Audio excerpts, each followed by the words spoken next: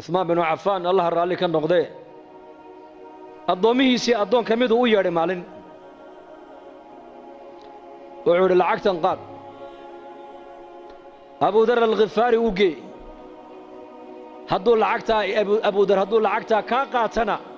حربات هاي بكير حر وانكو حري أبو ذر مركا مقالة مدينة دبددو دقنا ريب دم الليلة وعثمان بن عفان باكود هلكا أقول رضيقو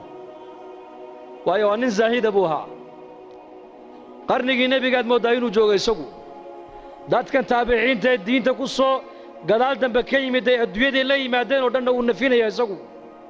دركي نبي محمد وكاكد انتبو ستاولي عريشك نبي محمد وكو اغانا وقلا عنتدي عهدي نبي قو نبي قال لعوني انا ولي وعنا يسوغو أبو ذر الغفاري رضي الله عنه marka ninkii adoonka lacagtii buu la soo orday meesha ma soo dhiganin baa lacag diidi kara soo sidaa ma hinde nin baa lacag diidaya waa iska jecel lahay oo yimiday oo salaamay wuxuu amiirkii muuminiinta Uthman baan salaankaaga sidaa waan ka qaaday bal waran isaga ka waran daar al khilaafa ka waran masjidii nabiga ka waran muslimiinta xalqooga ka waran markuu uga waramay ayuu yiri lacagtana uu soo dhiibo wuxuu yiri Abu Dar u geel lacagtaas markaasuu maxaan ka dhigaa wuxuu de haw kaalmeystay adduunyadiisa markaasuu yiri u celiyo waxaad ka tiraahdaa anigu uma baahniye cid iiga baahi badan baa Madiina joogtay cidaasi ka dhabu yiri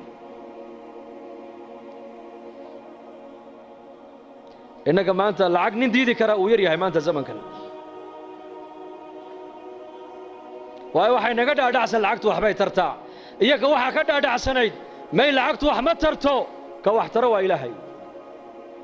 baahideeda ilaahay baa ii daboolaya xaajaadkayga ilaahay baa ii quminaya waxaan u baahanahay ilaahay baa ii hayo cid kale wax iima hayso lacag uma baahni baa ka dhaadhacsanayd iyaga laakiin ilaahay amarkiisaan u baahanahay ducaan haystaa salaad baan haystaa istighfaar baan haystaa quraan baan haystaa acmaal baan haystaa qalbiguna wuxuu ku xasilay waa diin weyn adduunyo ma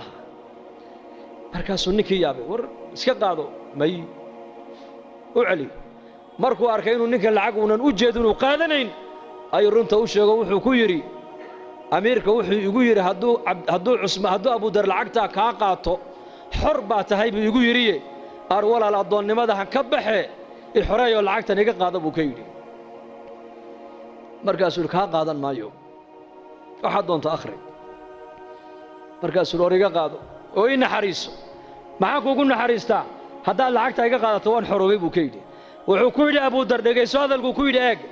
haddaad adigu qaadashada lacagta aan kaa qaaday aad ku xoroobayso anna addoon baan ku noqonayaa buu yidhi marka halka adoo aad ka baxday inaan anu galo ma jecli buu ka yidhi anu addoon xor aan ahay buu xor bas ninkii lacagta isagoo wada Cusmaan u keenay wuxuu waad ogeyd markaad igu lahayd hadduu lacagta ka qaato xor baa tahay waad ogeyd ninkan inuu yahay nin aakhiro nin adduunyo u jeeda maaha Abu Dar al-Ghifari lacagta daliil mayno ha shaqaysan qofka muslimka lama leh laakiin adduunyada gacanta ku hayso diintaadii aakhiradaadana qalbigaaga ku hayso maanta adduunyadii iyada maanta adduunyadii nafuushay saxaabadu adduunyada sida faraska loo fuulo ayay u fuushanayeen iyagu adduunyada iyaga fuushana innakana maanta adduunyadii bay nafuushay maanta waa ka tukan kari laanahay diintii baa ka baran kari laanahay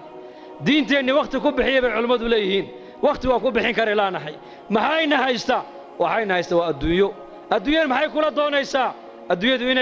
inaad iyada la joogto bay doonaysaa hayga tagin bay adduunyada ku leedahay